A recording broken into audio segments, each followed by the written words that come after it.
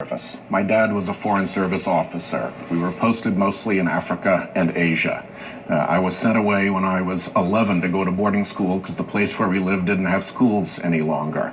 I am very proud of my parents, and I have no intention whatsoever of expressing any regret for who I chose to be born to. As for the Bailey's Beach Club, now you've been hit a few times on that. It's a very exclusive place, and some say it keeps people out. It's an exclusive club. I don't think my Republican opponent has characterized it at all fairly.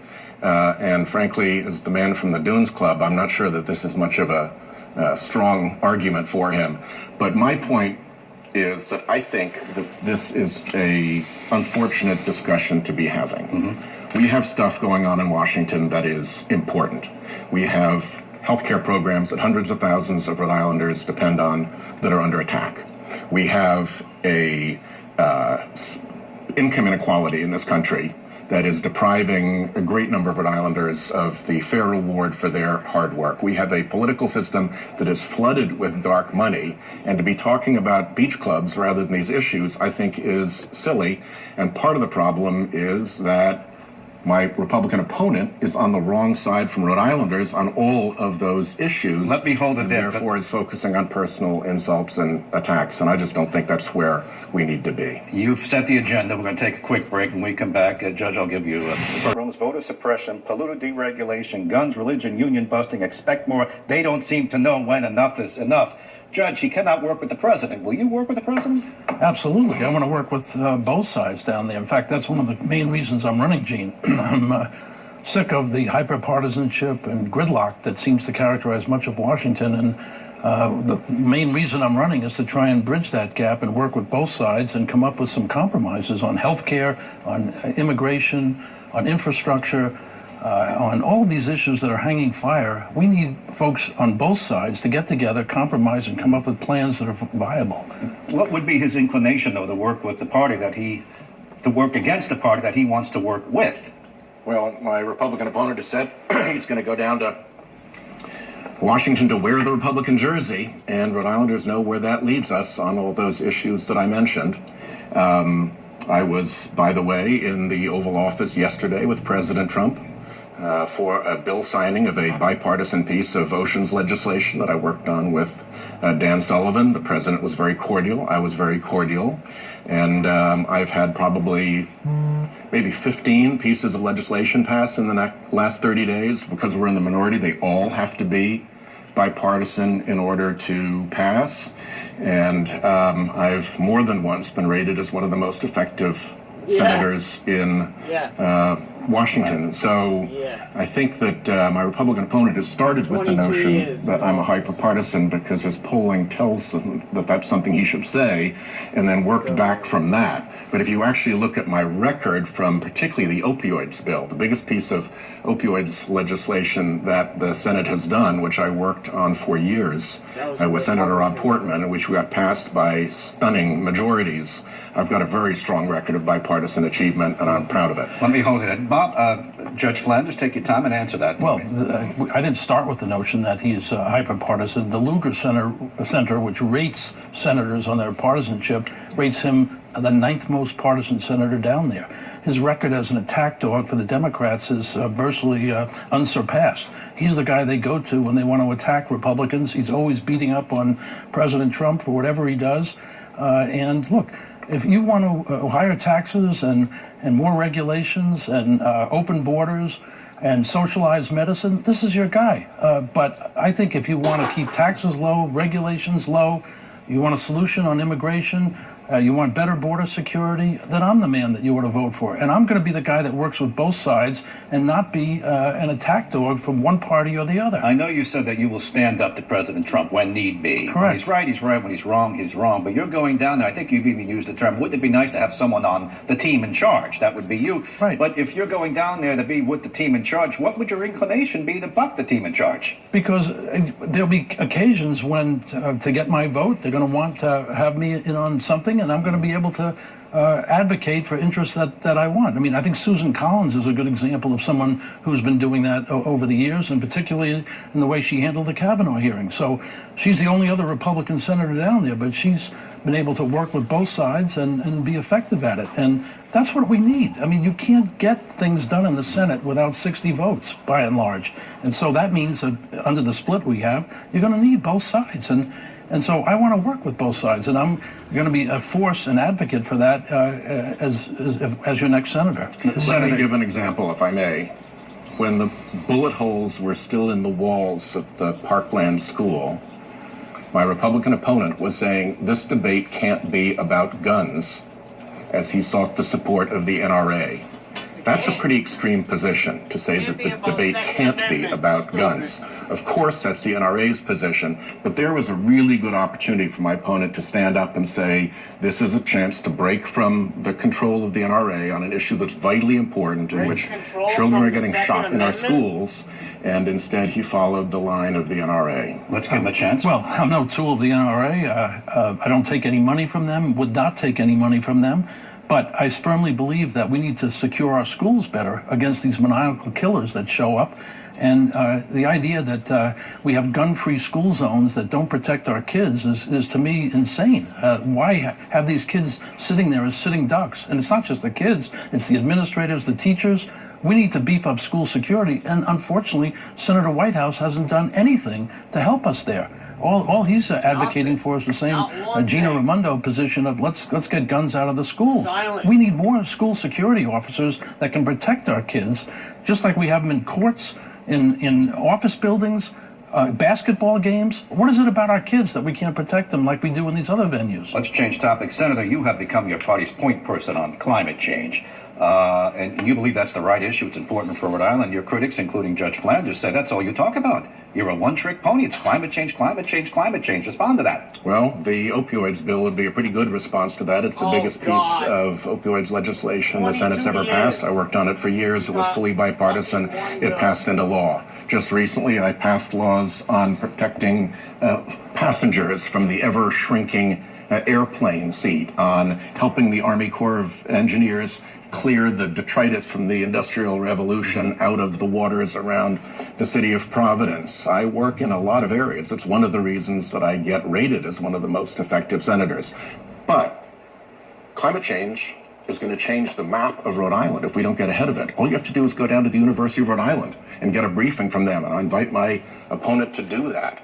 This is coming, and if we don't get ahead of it now, then it becomes too late. And so I'm very concerned about this issue, and I'm particularly concerned about what Rhode Islanders 10 years from now and 15 years from now are going to say, did you do all you could? Because now we're seeing Warwick Neck is Warwick Neck Island. Now we're seeing flooding through the historic areas of Newport. Now we're seeing Barrington facing sea level rise. This is real for people, and it's already starting to work out in places like Narragansett, where they're having to build dikes around their sewage treatment facility. Just take 30 seconds to respond. We'll go to the break, and I'll be sure that you get more time coming back. Yeah, I mean, I don't fault him for focusing on climate change. It's real, and we certainly need to do things about it. The point of my criticism was that there are other issues that are critical, and he mentioned one of them, opioids. This is the guy who was a co-sponsor of legislation that gutted the DEA's ability to crack down on pill mills.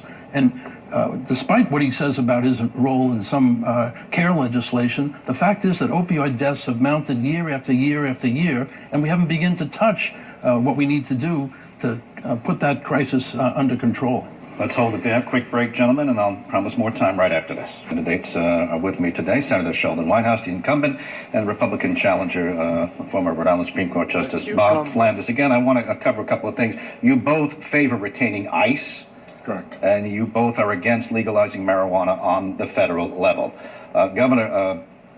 Senator Whitehouse, you support universal health care. I'm going to give you a chance to address that in just a second. You say that's too expensive. We can't afford universal health care for everybody. Correct. It's $32 trillion, and even Senator Whitehouse hasn't even proposed how to begin to pay for that. That would result in huge tax increases. And look, we need to fix health care for sure, but we don't need an all-government plan, as has been proposed by Senator Sanders and Senator Whitehouse. We don't need the results of that, which would be people not being able to choose their own doctors, cutbacks in provider reimbursements. It would be a nightmare and a fantasy, and I think we need more competition in the healthcare system. Let's bring down drug prices by letting the federal government negotiate lower prices. For some reason that I can't understand, except for the pharmaceutical lobby, they haven't been allowed to do that. I would work to get that done. I think we need to be able to buy healthcare plans across state lines. Let's have more competition, more openness, more transparency in the system. That will bring down prices and moderate the ever-rising costs of healthcare. Do we need to keep a form of Obamacare?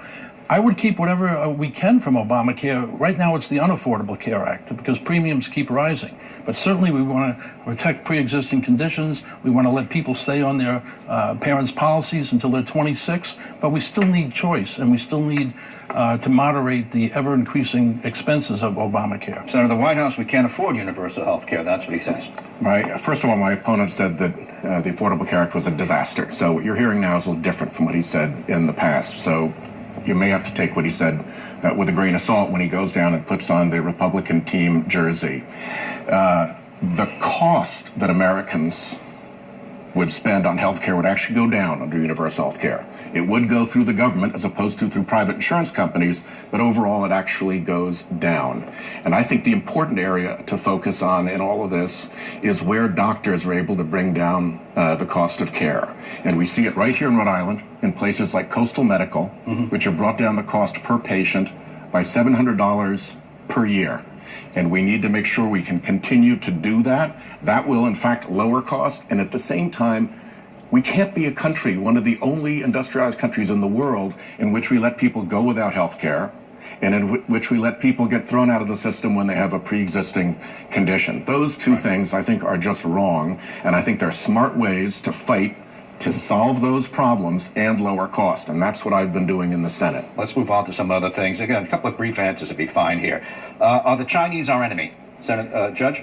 Well, they certainly are in the way they've taking our technology and stealing it and doing things like that. They're certainly an adversary that we need to deal with. I don't know that we want to go as far as calling them an enemy. We want to work with them, but we have to trust and verify everything we do with those folks. Are they our enemy, Senator? They're rivals, and they engage in practices like industrial espionage that we should not tolerate. Quick one-word answer. The Russians, are they our enemy?